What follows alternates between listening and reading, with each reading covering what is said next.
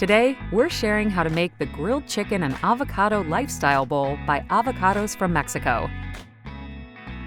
We start with our serving bowl, to which we add shredded romaine lettuce.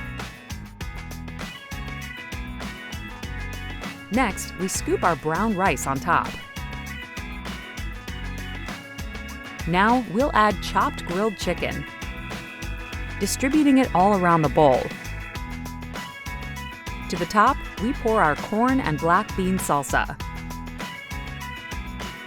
And then we repeat with our fresh pico de gallo. Sprinkle shredded cheddar cheese across the top, then drizzle with fresh avocado salsa verde dressing. Last, we add a scoop of fresh guacamole made with avocados from Mexico. Now you're ready to serve the grilled chicken and avocado lifestyle bowl by Avocados from Mexico. Avocados from Mexico.